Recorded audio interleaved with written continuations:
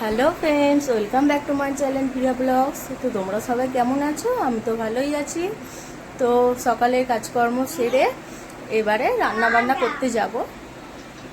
তো তোমরা দেখতে থাকো ভিডিওটা। তারপর দেখো বন্ধুরা, এই যে মাছ নুন হলুদ মাখিয়ে রেখেছি ভাজবো বলে, আর এদিকে পটল আলু পেঁয়াজ নিয়ে নিয়েছি, তরকারি হবে। তারপর দেখো মাছ ভাজা হচ্ছে,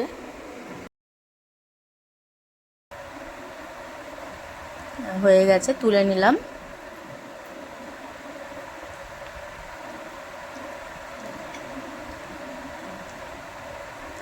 দেখো ওই তেলে আলুগুলো ভেজে নেব নুন হলুদ দিয়ে।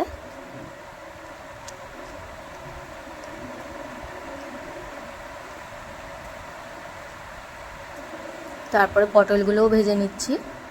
এই দেখো ভাজা হয়ে গেছে। তারপরে তেলে তেজপাতা শুকনো লঙ্কা জিরে ফোড়ন দিয়ে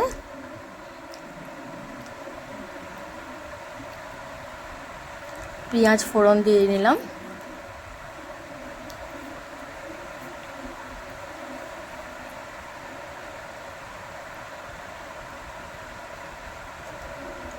এই দেখো পেঁয়াজটা ভাজা ভাজা হয়ে এসছে। এবারে মশলাটা দিয়ে নিলাম। মশলার মধ্যে জিরে আদা টমেটো লঙ্কা সব ছিল, দিয়ে ভালো করে একটু কষিয়ে নিয়ে এবার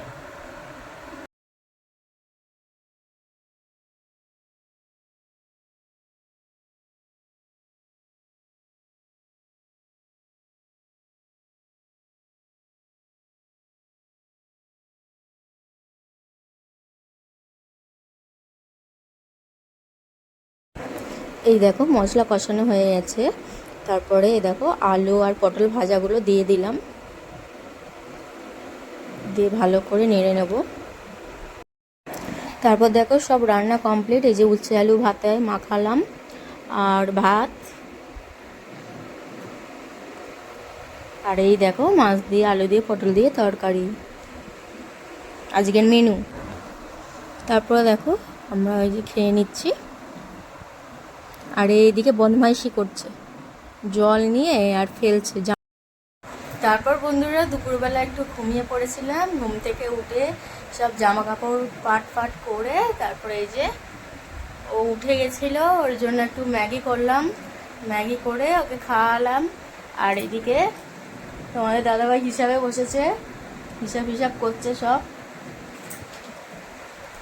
আর এই যে ও একা একা জল খাবে, এই যে দেখো,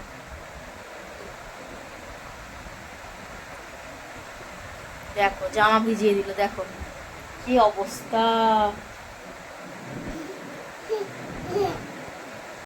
তারপর বন্ধুরা রুটি করার ছিল, তো আটা মেখে রুটি করাও হয়ে গেছে।